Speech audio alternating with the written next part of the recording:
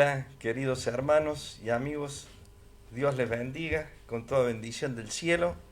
Aquí estamos un miércoles más para continuar con el estudio del libro de Hechos, basado en un escrito del hermano Weldon Vierter, misionero bautista y también doctor en teología. Así que, bien como habíamos dicho, vamos a continuar, pero antes vamos a pedir la bendición del Señor en esta noche.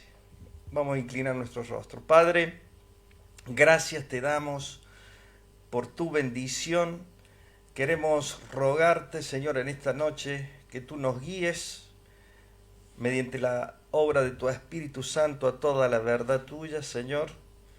El Espíritu de verdad, el Espíritu, como dice tu palabra, que el Espíritu nos iba a guiar a toda la verdad tuya. Padre, ahora rogamos tu bendición, rogamos que bendiga a cada uno de aquellos que nos están escuchando, aquellos que están viendo, que puedan, Señor, que ser bendecidos, podamos todos ser bendecidos en esta noche mediante el escudriñar tu bendita palabra. Señor, bendecimos tu nombre, la gloria es tuya, la honra y la alabanza, en el nombre de Jesús. Amén y amén.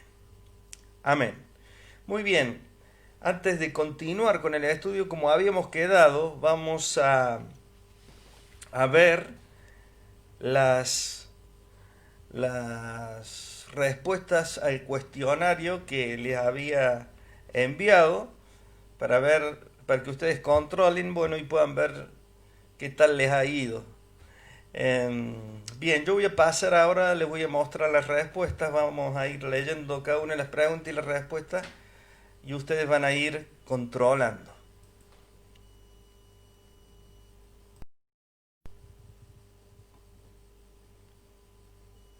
Bien, respuestas al cuestionario del libro de Hechos. Entonces tenemos la primera pregunta que dice: ¿por qué dos razones fue clave el día de Pentecostés para la iglesia? Y había que leer, ¿no es cierto?, Hechos 2 del 2 al 4 y Hechos 2 del 9 al 11. La respuesta sería: porque el Espíritu Santo llenó de poder a cada discípulo y porque había judíos de otras regiones del imperio y aún de fuera del imperio escuchando el mensaje del Evangelio. Y probablemente, para agregar un poquito más, podemos decir que eso fue realmente obra del Señor, algo estratégico, porque esa gente iba después a volver a sus lugares e iba a poder transmitir el Evangelio en las otras tierras. Bien, pregunta 2 dice: ¿cuántos capítulos tiene el libro de Hechos y qué partes del Nuevo Testamento enlaza? Tiene 28 capítulos y enlaza los evangelios con las epístolas, lo que ayuda a la comprensión de todo el mensaje del Nuevo Testamento. No sé cómo les ha ido, vayan controlando. Vamos a la 4. Perdón. La 3. ¿Cuáles son los dos apóstoles principales cuyas actividades dominan la primera parte y la última del libro? En la primera parte del libro se destaca la figura del apóstol Pedro y en la última parte del libro la figura del apóstol Pablo. Como podemos ver, nosotros en la primera parte, ¿no es cierto?, Pedro dirige su mensaje, el mensaje a toda la gente judía, y en la segunda parte lo vemos a Pablo predicando a los gentiles por mandato del Señor en su encuentro en camino a Damasco. Vamos a la pregunta número 4. ¿A quién se atribuye la autoría del libro de Hechos y cuál es el otro libro que escribió? Indique la fecha aproximada.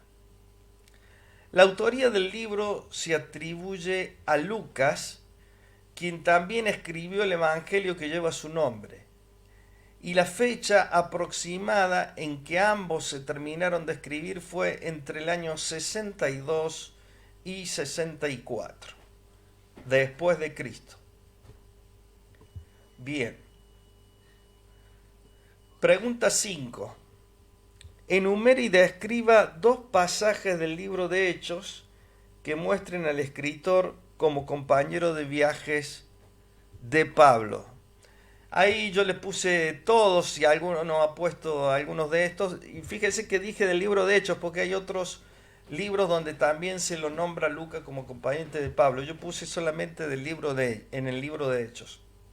Y tenemos algunos de los pasajes donde puedo observar si el autor acompañando a Pablo son Hechos 16 del 10 al 17, Hechos 20, 5 y 6, Hechos 21, 17, Hechos todo el capítulo 27, Hechos 28, 16.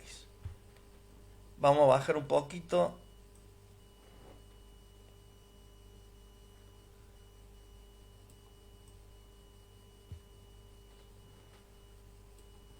Vamos a la pregunta número 6. Pregunta número 6 dice, enumere los propósitos del libro de Hechos. Eso estaba en el cuadro. Y solamente enumerar era, no explicarlos. Ahí yo los anoté en la respuesta de la 6. Primero era dar a conocer una historia de los orígenes cristianos. Segundo, mostrar un evangelio del Espíritu Santo. Tercero, mostrar una defensa del cristianismo. Y cuarto, mostrar a Jesús como el Señor del universo. Pregunta número 7, que era el cuadro, ¿no es cierto?, que dice, ¿qué perspectiva da el escritor en el libro de Hechos acerca del alcance del reino de Dios? Y en este cuadro nosotros habíamos visto que en el comienzo del libro nosotros podemos ver que el mensaje se encuadraba y se centralizaba a la prédica del reino hacia los judíos. Ahí tenemos los versículos, ¿no es cierto? Y luego ese mensaje se va trasladando hacia los gentiles hacia el final del libro, cuando Pablo llega hasta Roma. Lo vemos eso en los últimos capítulos del libro de Hechos. Entonces, todo esto es la perspectiva que da Lucas acerca del reino de Dios en el libro de Hechos. Vamos a la 8. La 8 dice, ¿a quién está dirigido el libro y qué función se cree que cumplía esa persona? El libro está dirigido a una persona llamada Teófilo, que puede haber sido alguien que ocupaba una posición de autoridad, como por ejemplo un oficial romano, que habría recibido alguna instrucción cristiana conforme a lo que Lucas dice en sus escritos. Vamos a correr.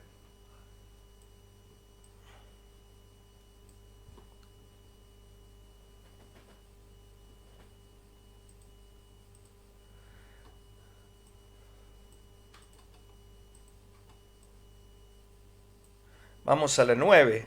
La 9 dice, ¿cuál es el propósito de las apariciones de Jesús luego de su resurrección durante los 40 días posteriores a ella? ¿No es cierto? Y tenemos un cuadro también. Y el propósito de las apariciones de Jesús luego de su resurrección era primero dar una prueba de su resurrección a sus discípulos. Dice apareciéndoseles durante 40 días. Y lo otro, darles instrucciones acerca de la extensión del reino de Dios y hablándoles acerca del reino de Dios. Y la última, la número 10, ¿qué necesitaban los discípulos para poder extender el reino de Dios a través de la predicación del Evangelio? Lo que necesitaban era justamente lo que ocurrió en Hechos 2, que es la venida del poder del Espíritu Santo sobre sus vidas. Muy bien, estas serían, digamos, las respuestas. Ustedes ven que es fácil, ¿no es cierto? Fueron fáciles, supongo. Bueno, vamos a continuar hoy día.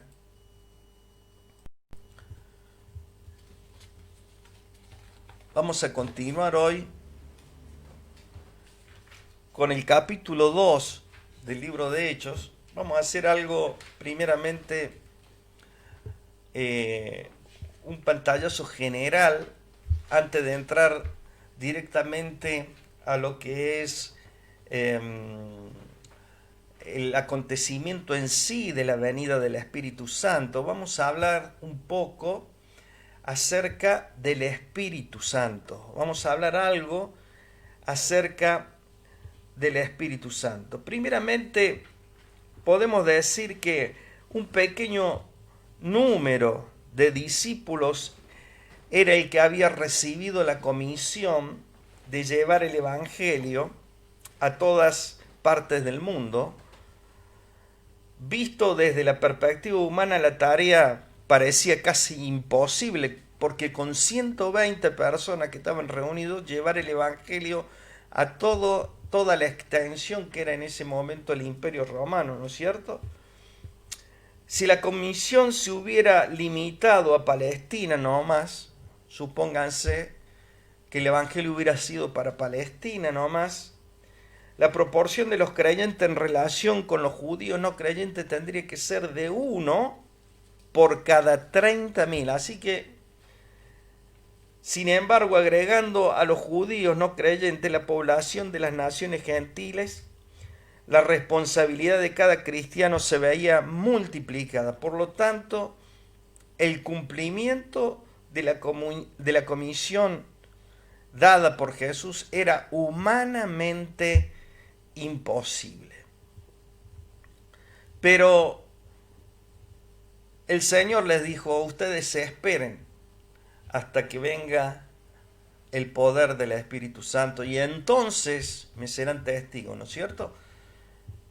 Pero han surgido muchas preguntas en cuanto al significado de lo que es el don, la dádiva del Espíritu Santo en el día de Pentecostés. Pero Lucas y los evangelios, y lo que vamos a ver ahora va a ser la actividad del Espíritu Santo en los evangelios. Les voy a mostrar ahora un cuadro.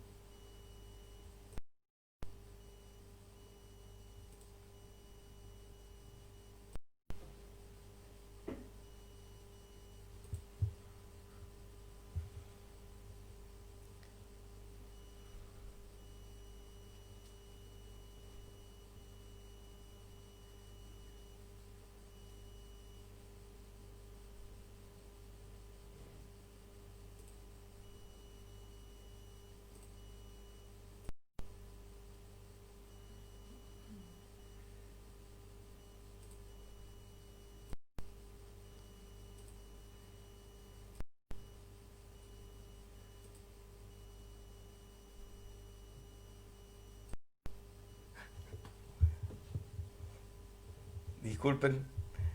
Ahí está.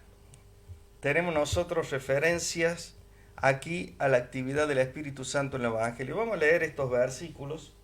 Yo los señalé en mi Biblia.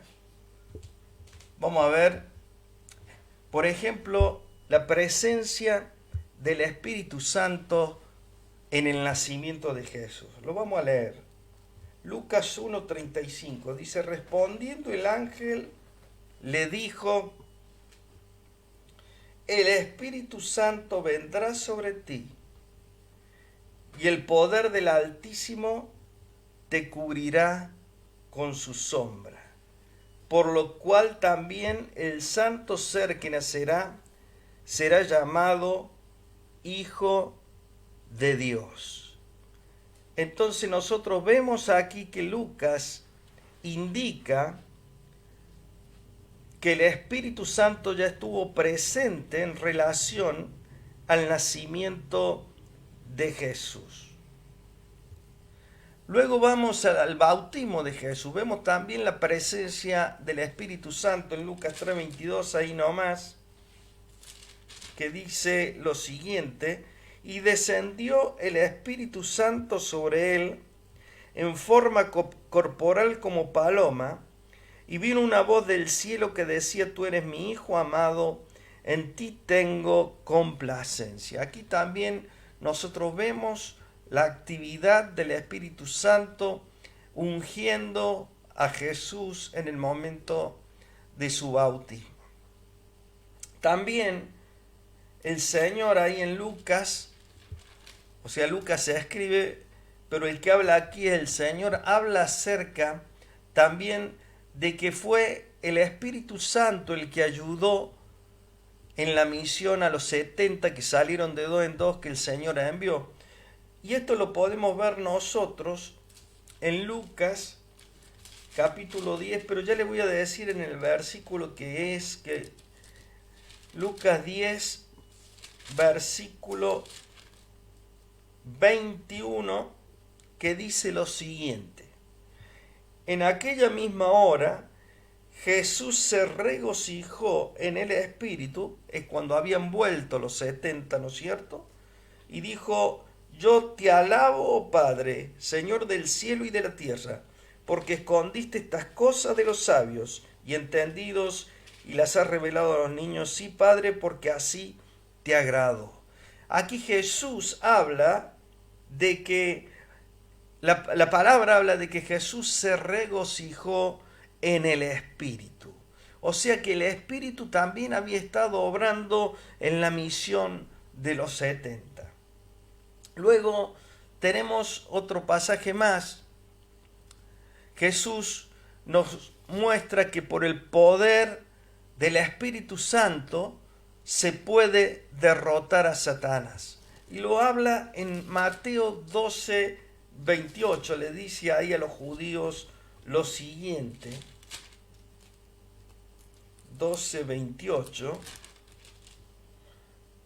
Pero si yo por el Espíritu de Dios echo fuera los demonios, ciertamente ha llegado a vosotros el reino de Dios. Fíjense ustedes cómo Jesús destaca que los demonios, vencer a Satanás es a través de la obra del poder del Espíritu Santo. Otra cosa que hablan los evangelios acerca del Espíritu Santo. Juan 3:5, el pasaje muy conocido de Jesús, ¿no es cierto?, con Nicodemo, que le dice lo siguiente: respondió Jesús: de cierto te digo, que el que no naciere de agua y del Espíritu no puede entrar en el reino de Dios. O sea, es necesario nacer de nuevo por el Espíritu de Dios. Y luego en el capítulo 20, versículo 22, Jesús ya resucitado se aparece a sus discípulos y les dice: y habiendo dicho esto, sopló y les dijo: recibid el Espíritu Santo. Bien.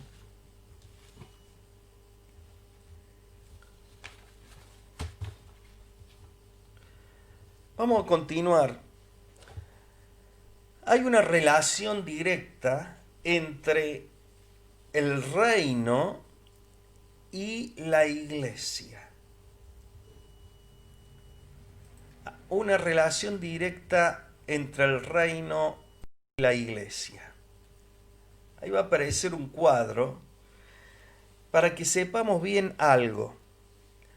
Que la iglesia no es el reino de Dios, pero está dentro del reino de Dios y es la encargada de extender el reino de Dios.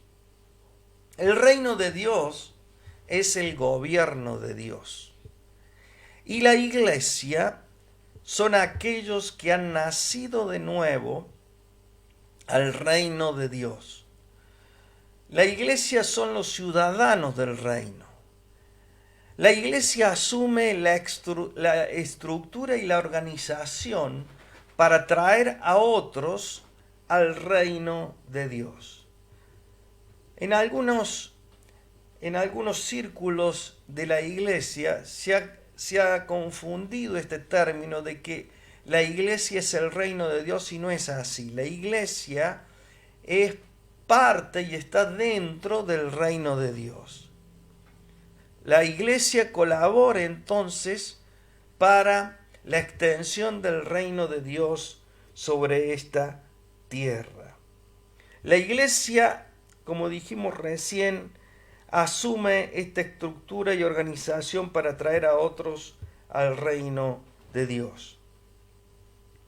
Otra cosa que quería decir es que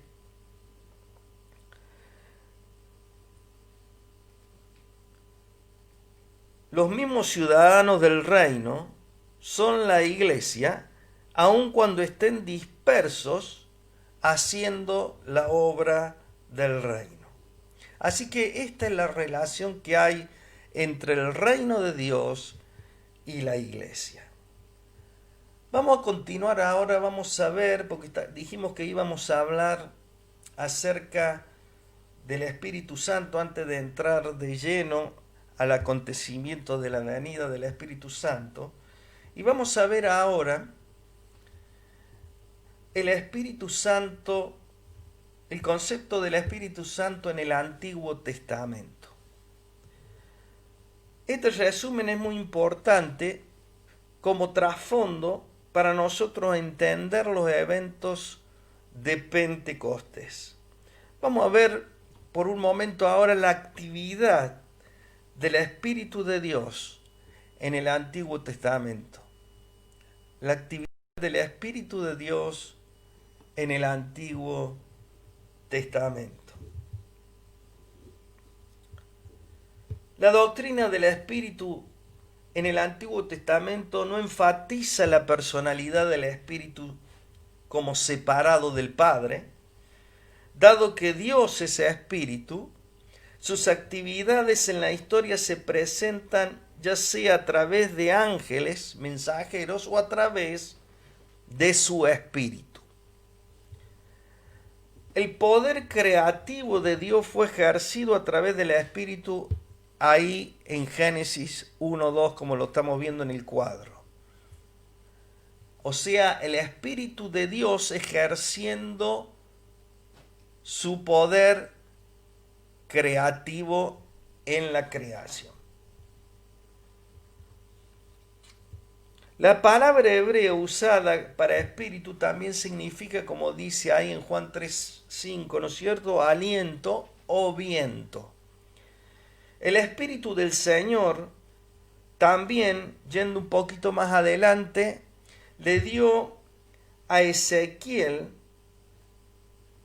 la visión del valle de los huesos secos. Y vamos a leer unos versículos ahí en Ezequiel 37. Ezequiel 37, la visión de Ezequiel del valle de los huesos secos. Ezequiel 37. Dice: la mano de Jehová vino sobre mí y me llevó en el espíritu de Jehová. Fíjense, me llevó en el espíritu de Jehová y me puso en medio de un valle que estaba lleno de huesos y me hizo pasar cerca de ellos por todo en derredor. Y he aquí que eran muchísimos sobre la faz del campo y por cierto secos en gran manera. Y me dijo: hijo de hombre, ¿vivirán estos huesos? Y dije: Señor Jehová, tú lo sabes. Y me dijo entonces, profetiza sobre estos huesos y diles, huesos secos, oíd palabra de Jehová. Así ha dicho Jehová el Señor a estos huesos. He aquí yo hago entrar espíritu en vosotros y viviréis, y pondré tendones sobre vosotros y haré subir sobre vosotros carne, y os cubriré de piel y pondré en vosotros espíritu y viviréis, y sabréis que yo soy Jehová. Profeticé pues como me fue mandado, y hubo un ruido mientras yo profetizaba, y aquí un temblor, y los huesos se juntaron, cada hueso con su hueso. Más adelante vamos al 9, y me dijo, profetiza al espíritu, profetiza, hijo de hombre, y di al espíritu, así ha dicho Jehová el Señor. Espíritu, ven de los cuatro vientos y sopla sobre estos muertos y vivirán. Aquí nosotros vemos, ¿no es cierto?, como el aliento del Señor restauró la vida de los huesos secos, como leemos. Vamos a ver otra referencia. En Éxodo 31:3 tenemos nosotros ahí las personas que participaron, ¿no es cierto?, en la construcción del tabernáculo, y llama aquí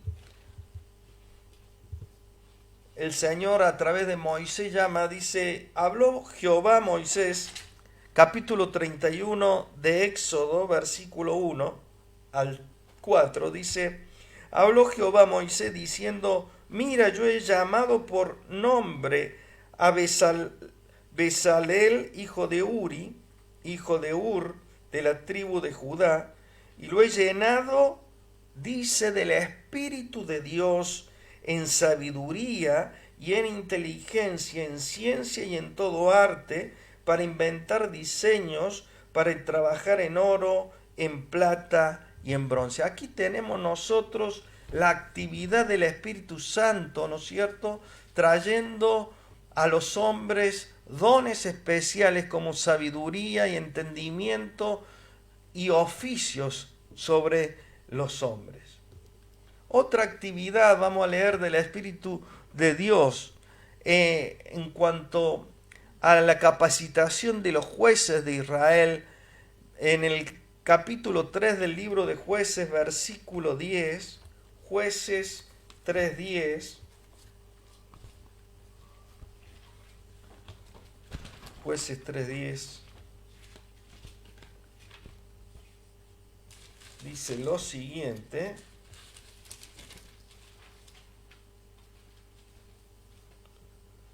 y el Espíritu de Jehová vino sobre él, y juzgó a Israel, y salió a la batalla, y Jehová entregó en su mano a Cusán Risataim, rey de Siria, y prevaleció su mano contra Cusán Risataim. Y aquí nosotros vemos al Espíritu de Dios trayendo sobre los jueces de Israel sabiduría y victoria también en la batalla. Vayamos un poco más adelante a Jueces 14:6, cuando el Señor le da a Sansón fuerza. Dice Jueces 14:6, y el Espíritu de Jehová vino sobre Sansón, quien despedazó al león como quien despedaza un cabrito sin tener nada en su mano, y no declaró ni a su padre ni a su madre lo que había hecho. Ahí tenemos nosotros el Espíritu del Señor dando fuerza extraordinaria a Sansón. Primera de Samuel 16:13. Primera de Samuel 16:13. Aquí tenemos nosotros la designación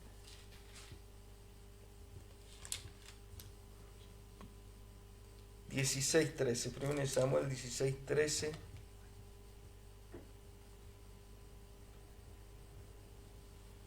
Dice lo siguiente: Y Samuel tomó el cuerno del aceite y lo ungió en medio de sus hermanos, y desde aquel día en adelante el Espíritu de Jehová vino sobre David. O sea, el Espíritu del Señor ungiendo a los reyes para traer sabiduría para gobernar. Y vamos a ir más abajo, vamos a entrar un poquito a la actividad del Espíritu en los profetas. Vamos a ver en Miqueas, capítulo 3, versículo 8. Miqueas, capítulo 3, verso 8.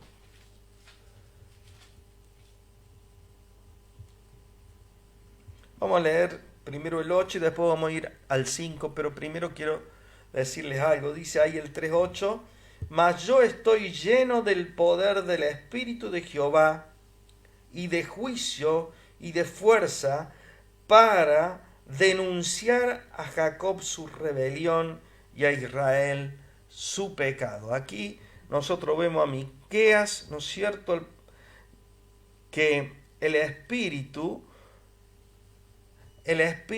es la fuente del mensaje profético. Luego, en el versículo 5, ahí nomás, habla acerca de los falsos profetas y da a entender, aunque no lo dice en forma clara, que el Espíritu del Señor no está con los falsos profetas. Dice, así ha dicho Jehová acerca de los profetas que hacen errar a mi pueblo y claman paz cuando tienen algo que comer, y al que no les da de comer proclaman guerra contra él. Por tanto, de la profecía se os hará noche y oscuridad del adivinar, y sobre los profetas se pondrá el sol y el día se entenebrecerá sobre ellos, sobre los falsos profetas. Pero hacia el final ya del periodo de los profetas, nosotros llegamos a Joel, que es el profeta que predijo que en los últimos días Dios derramaría su espíritu sobre toda carne, capacitando a su pueblo para profetizar. Parece que el Espíritu haría que la palabra de Dios fuera conocida por su pueblo a través de sueños y visiones. Vamos a leer Joel 2:28. Joel 2:28. Está medio escondidito. Joel 2:28. Dice, y después de esto derramaré mi espíritu sobre toda carne, y profetizarán vuestros hijos y vuestras hijas, vuestros ancianos soñarán sueños, y vuestros jóvenes verán visiones, y también sobre los siervos y sobre las siervas derramaré mi espíritu en aquellos días. Después vamos a volver, cuando vayamos más adelante en el libro, vamos a volver sobre esta profecía de Joel. Pero yo quería que quede en claro algo, y es lo siguiente. Es que el concepto del papel del Espíritu Santo en la actividad de profecía está establecido en un versículo que se encuentra en Segunda de Pedro 1:21. Ahí le voy a pasar la escena.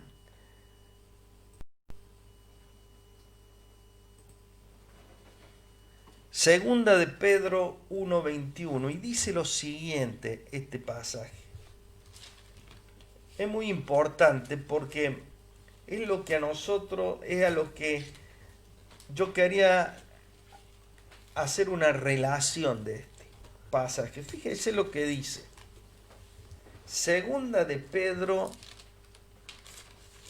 1:21 dice lo siguiente: porque nunca la profecía fue traída por voluntad humana, sino que los santos hombres de Dios hablaron siendo inspirados por el Espíritu Santo.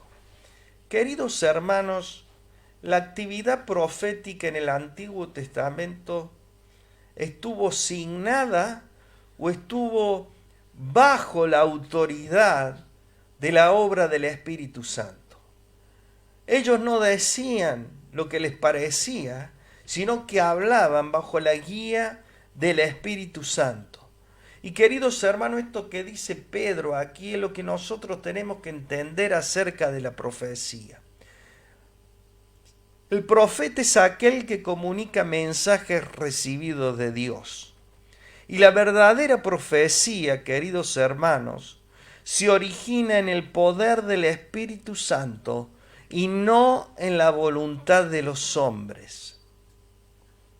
El papel del Espíritu Santo es inspirar a los hombres para que hablen de parte de Dios. O sea que aquel profeta que no habla bajo el poder del Espíritu Santo es un falso profeta. Es muy importante este versículo, yo quiero que usted lo guarde en su corazón. Hay otra cosa muy importante, y es lo siguiente: que la palabra de Dios materializó el poder del Espíritu Santo. ¿De qué forma? Por ejemplo, en el relato de la creación, dice la palabra que Dios habló y eso sucedió. Dios habló y el evento que Él había ordenado fue, que es, por ejemplo, sea la luz, y fue la luz.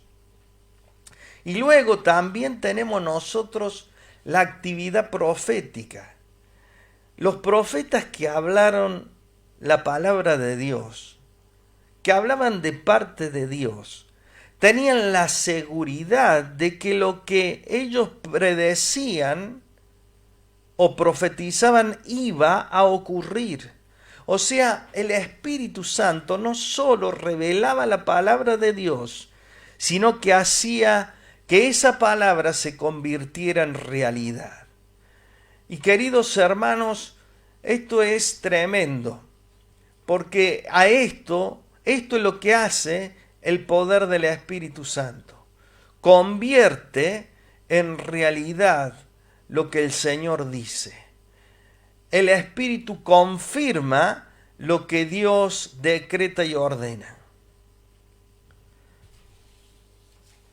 Dado que el Espíritu era el instrumento en la palabra del Señor, no podía haber profecía revelada divinamente sin la actividad del Espíritu. Los rabinos creían que la ley de Moisés contenía la revelación completa de Dios, por lo tanto el Espíritu ya no actuaba en la profecía después del año 400 antes de Jesucristo, y la voz de la profecía estuvo en silencio hasta la aparición de Juan el Bautista, cuando él se levanta y dice: soy una voz que clama en el desierto, y él empieza a anunciar la venida del Mesías. Y para terminar, quería dejarles 3 cosas que hemos visto en lo que hemos hablado acerca de la actividad del Espíritu Santo en el Antiguo Testamento. 3 funciones del Espíritu Santo en el Antiguo Testamento.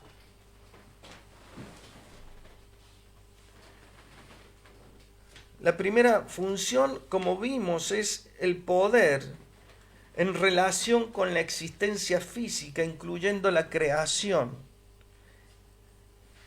y el don de la vida. El Espíritu Santo estuvo presente en la creación y estuvo presente también en la creación del hombre. Dice que Él sopló sobre el hombre aliento, o sea, viento, o sea, espíritu. A través del Espíritu de Dios vino la vida al hombre.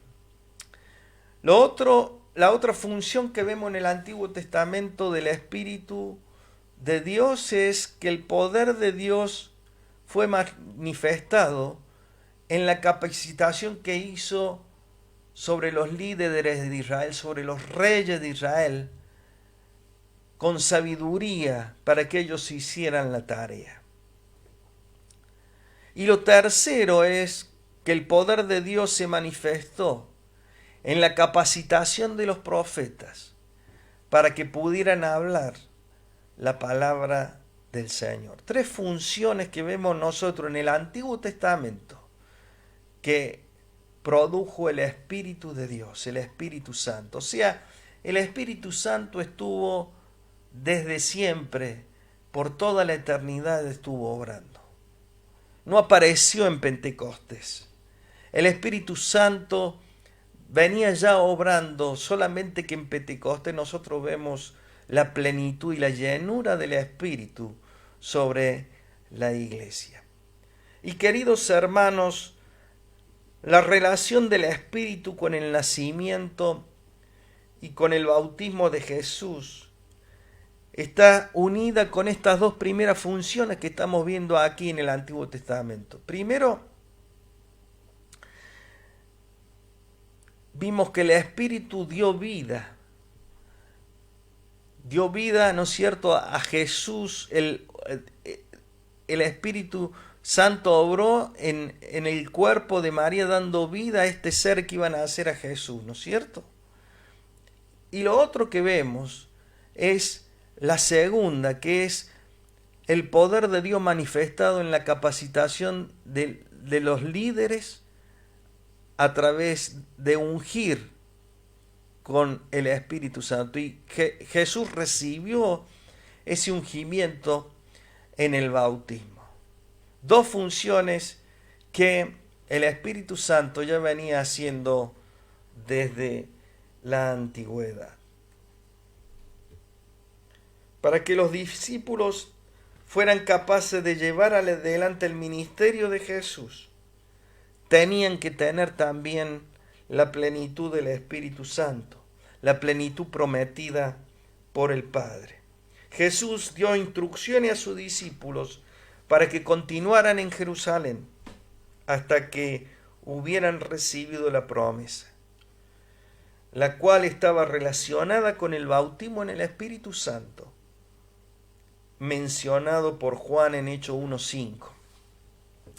La promesa del Padre o el bautismo en el Espíritu Santo ocurriría no muchos días después de la ascensión de Jesús. Se cree que ocurrió luego de 10 días de la ascensión de Jesús. Bien, vamos a dejar aquí, vamos a orar a Dios, pero yo quisiera que te lleve en tu corazón en esta noche la obra que hace el Espíritu Santo, la obra de poder, porque lo que nos cambia a nosotros el poder del Espíritu Santo no es un hombre, no es un hombre de este mundo que puede cambiarnos, una mujer de este mundo que puede cambiarnos. Lo que nos cambia y nos transforma a nosotros el poder del Espíritu Santo. Y queridos hermanos, yo quisiera que usted escudriñe la palabra, vea en lo profundo de la Escritura esto que Dios ha provisto, la promesa del Espíritu Santo, para que podamos cumplir con la misión de poder extender el reino hasta lo último de la tierra. Vamos a orar a Dios. Cierre sus ojos ahí donde está. Padre, gracias por tu bendita palabra. Gracias, Señor, por la obra de tu Espíritu que ha estado obrando desde siempre. Desde que estábamos en el vientre de nuestra madre, tu Espíritu ya estaba obrando para que estuviéramos en este día delante de ti, conociendo todas estas cosas. Señor, gracias por la provisión de tu Espíritu, que es la promesa que tú enviaste a través de Jesús. Señor, recibimos de ti en esta noche y queremos que ese Espíritu Santo nos esté guiando toda la verdad tuya. Gracias por el estudio de esta noche. Bendice a cada uno de mis amigos y hermanos que están viendo, que están escuchando. Que tu presencia les rodee y que ese poder que transformó muchas vidas en la antigüedad nos transforme también a nosotros. En el nombre de Jesús. Amén y amén. Muy bien, queridos hermanos, que el Señor les bendiga, que tengan una hermosa semana y que el Espíritu Santo guíe todos sus pasos. Sometámonos a la autoridad del Espíritu y de su palabra. Un abrazo a todos.